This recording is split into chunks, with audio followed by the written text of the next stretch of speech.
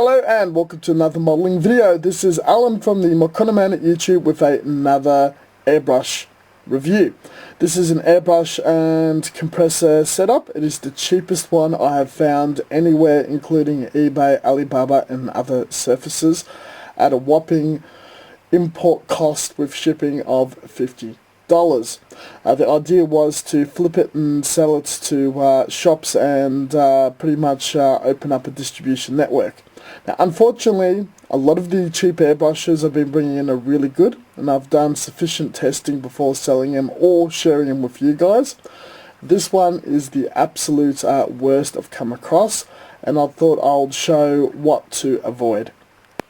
So we'll do a bit of an unboxing, see what's inside. It's unfortunate because the airbrush is very presentable, quite nice in the box. Would be very easy to sell. We've got the instructions, give you some very basic ideas. It claims that airflow is 25 psi. I do not conclude that that's the same. With a 5 psi rating. It's a 12 volt pump compressor. The best part is it's a variable power supply of 140 volts and comes with power plugs for every country. Now first, I've never seen this before, except for catalogs. We've got this cutout that fits in the box, and it has the airbrush, the eyedropper, and our little spanner. We will deal with that in a minute. We've got the custom power supply for Australian use, 100 240 volts, and the plug, no earth, our rubber hose.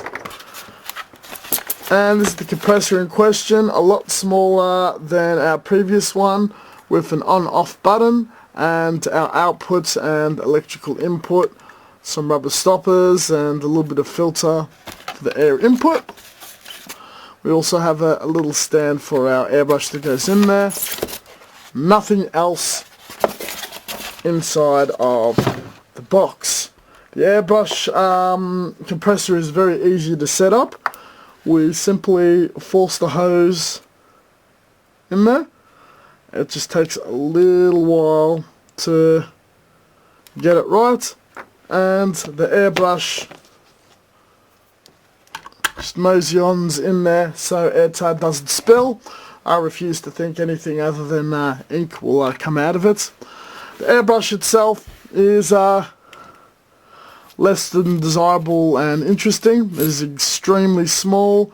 The thread sizes are not standard, but the internals are about the same as your typical hyacinth, as well as the nozzle cap.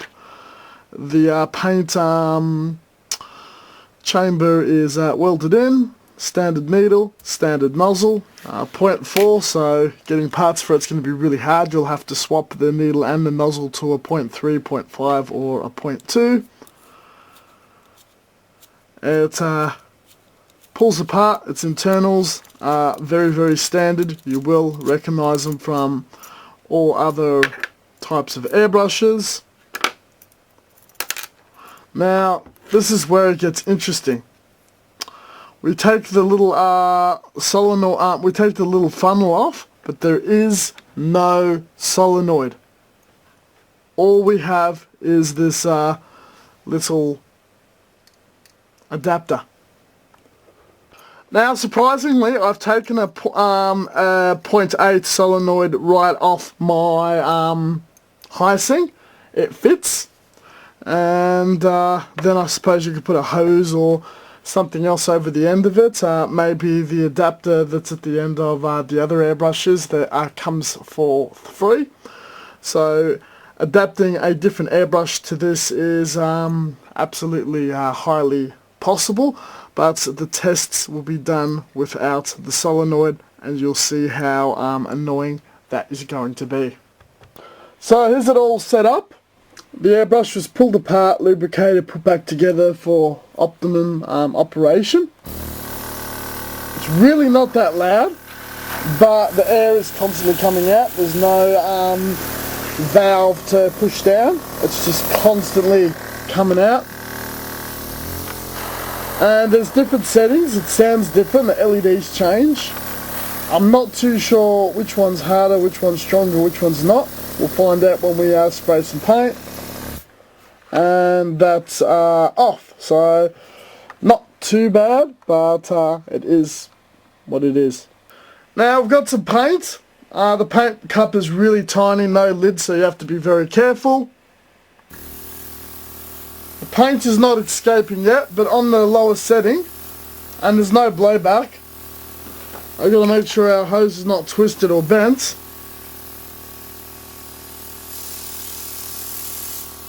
That's actually a lot better than I hoped for.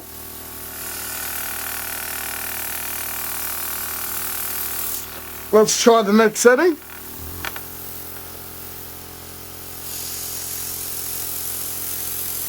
Very splattery. And the last setting.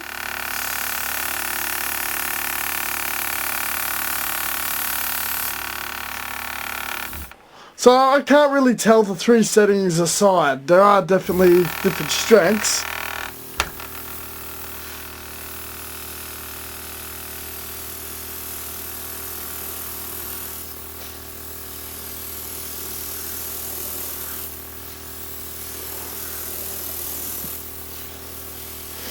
And when you start to paint faster, you can start to see there are gaps in the actual paint. So that's the pump barely keeping up. I've spilt a tad of paint on myself. So I'm going to up it up a bit and see what happens.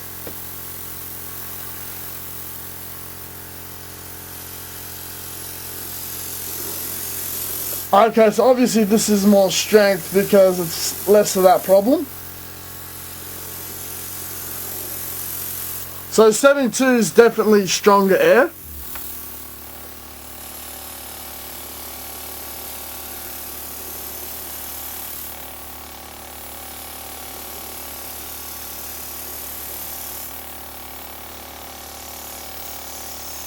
So colouring in,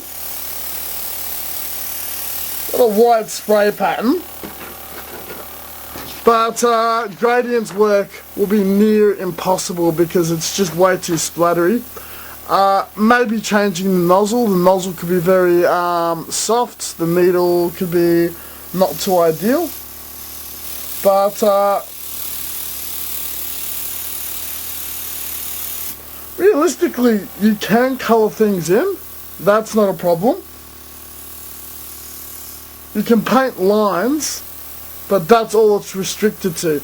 Choking on a solenoid valve, you'll have a lot more control, build up of air and whatnot. So you'll have time to build up, paint a line, build up, paint a line. Maybe a longer hose. But in conclusion, not as bad as I originally thought. But it is the absolute minimum bare basics. There's no thrills. I don't know how long your pump is going to survive. It's probably the same aquarium pump or similar style to the others. It's most likely going to have a long life. It's got a wide enough needle and nozzle that colouring in things can be pretty darn quick. You can put primer through other things. That's also not too much of an issue.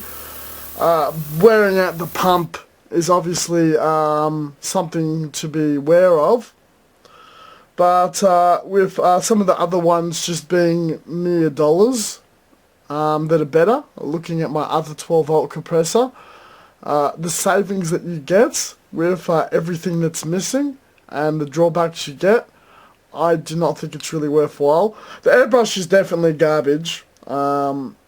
You can make it work with enough effort, but with a tad more you can get a hyacinth, and for a tad more again you can get a Maxwell compressor, and that's $20–30 more than this model. Probably a whole high grade or a model kit.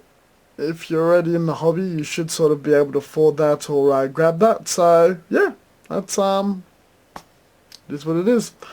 Thank you very much for watching. As always, until next time, stay tuned for further content. I will continually try to get my hands on other rigs and whatnot to test and share around.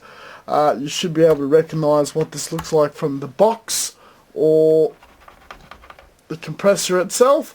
and make a more of an informed decision based off what you can see. Catch you guys next time.